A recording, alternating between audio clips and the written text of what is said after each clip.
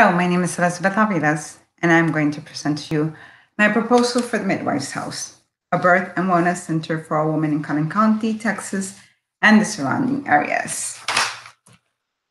The Midwife's House will be a nonprofit, community-funded wellness and birth center. It'll be a haven for all women seeking high-quality, midwifery-led primary care and low-intervention births. The Midwife's House will care for a diverse population of women and will decrease health disparities by focusing on bringing health equity to the marginalized and underserved in the community. Collin County is the sixth most populated county in Texas and continues to grow rapidly compared to the rest of the United States. There is a projected population of over 1 million in the next year. The following graphs reflect the general makeup of the people of Collin County. Collin County is an ethnically and culturally diverse, thriving, financially healthy, and growing community. Compared to Texas State and the rest of the nation, on average, Collin County residents have higher degrees of education. They make more money, have higher percentages of home ownership, own more expensive homes, have lower percentages of people below the poverty level, have lower unemployment rates, and lower Medicaid reimbursed births. The main location for maternal and newborn health services offered to the overall healthy pregnant and infants in pregnant women and infants in Collin County is in hospitals, and most deliveries are attended by obstetricians. In 2016, only 4.2% of Collin County births were attended by midwives. Collin County has several birth centers and home birth services available, however, none of which currently accept Medicaid-insured clients because of low reimbursement rates. The data in this table indicates that Collin County is doing really well for most healthy people 2020 goals. One would think that a county with such healthy economic and maternal child indicator profile would have little trouble achieving all healthy people 2020 goals. However, Collin County's high cesarean section rates and low vaginal birth after cesarean section greatly underperforms healthy people 2020 goals. Collin County is rated a top performer with teen birth rates under 15%. However, there is evidence of racial disparities when we closely examine teen pregnancies. It is here where the so-called minorities become a majority. In addition, as of 2014, there has been a sudden rise in chlamydia infections. Prior to this, Collin County's rate of infections were less than half Texas state and national levels. This is an area of great concern, as it is a sign of unprotected sex and could predict a rise in other reproductive health issues. The Midwife's House measurable goals are to increase access to evidence-based midwife-led healthcare for all women through our presence in the community. To reduce health disparities in the underserved and underinsured by increasing the number of Medicaid-insured women that will be served in birth centers. To decrease medicalized childbirths by supporting women desiring to achieve normal physiologic births, including successful vaginal birth after cesarean, and maintaining an under 10% cesarean section rate for our birth center clients.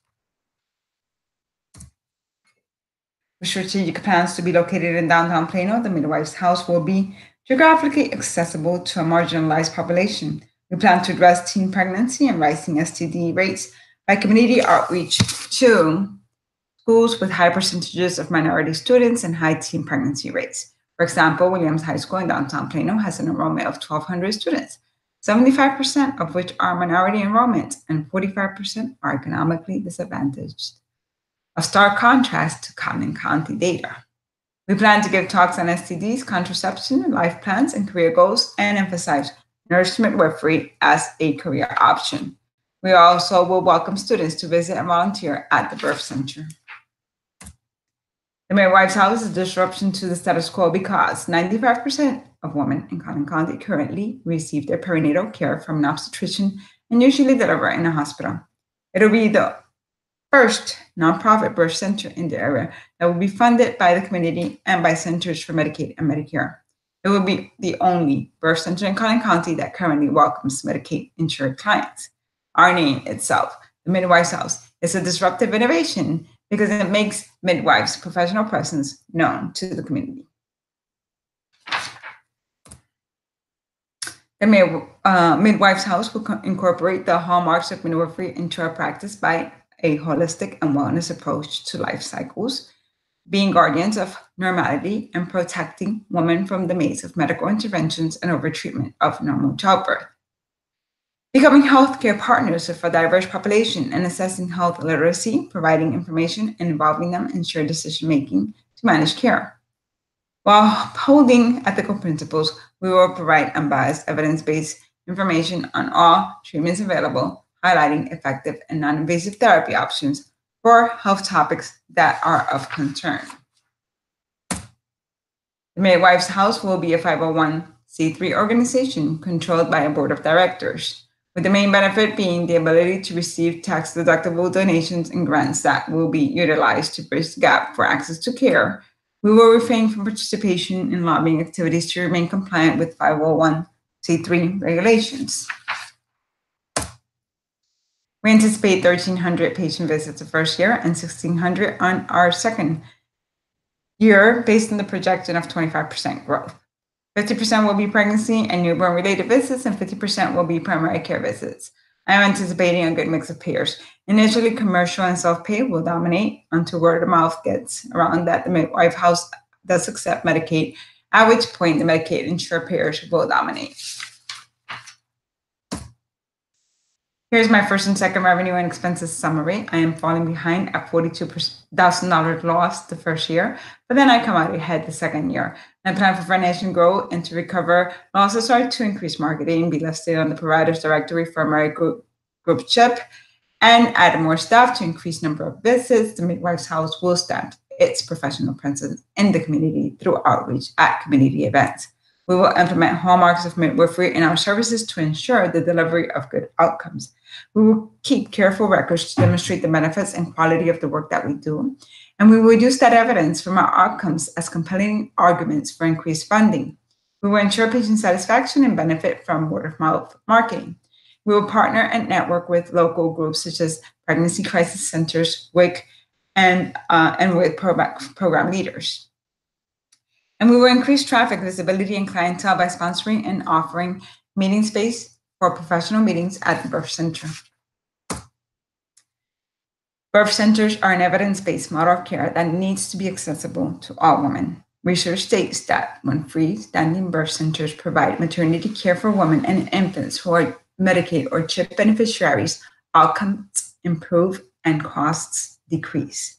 In order to reduce the American people's healthcare debt, it is imperative that the community and the Centers for Medicaid and Medicare heavily invest in funding for midwifery-led birth centers and midwifery education, and that it dedicates its efforts to defend our profession and promote our services. Thank you for your attention. I hope this presentation gives insight to the special work that freestanding birth center midwives do, and that you are inspired to join our efforts by donating some of your time or finances to the Midwife's House. For my references.